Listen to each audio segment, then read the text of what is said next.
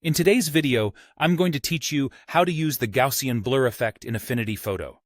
This is a great way to soften backgrounds, smooth out distracting textures, or add a gentle, dreamy feel to your images. We'll keep everything non-destructive and easy to adjust, so you always have the flexibility to fine-tune later. Start by duplicating your layer. Head to the Layers panel, right-click your main image layer, and choose Duplicate. Working on a duplicate protects your original, so you can always compare before and after, or roll back if you change your mind. You can even toggle the visibility of the duplicated layer to see the impact at a glance. If you want to control exactly where the blur appears, add a mask to the duplicated layer. Click the mask layer icon, the one that looks like a rectangle with a circle in the middle. A mask lets you hide or reveal the blur in specific areas. With the mask selected, paint with black to hide the blur and with white to reveal it. Use a soft brush for smooth transitions and lower your brush opacity or flow for more subtle blending.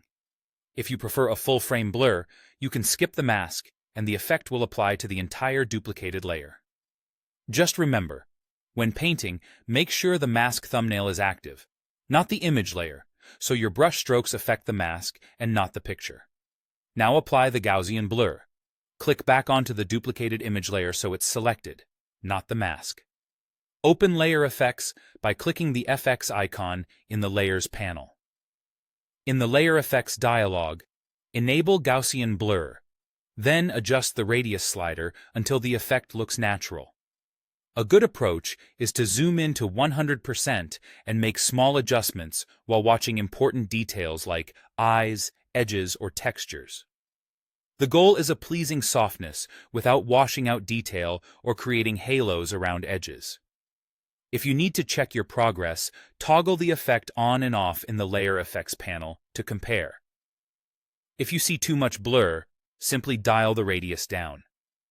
You can always reopen Layer Effects later to refine the strength, and you can keep painting on the mask to refine where the blur appears. That's all there is to it. Duplicate the layer to work safely, add a mask if you want precise control, and use the Gaussian blur in Layer Effects to set just the right amount of softness.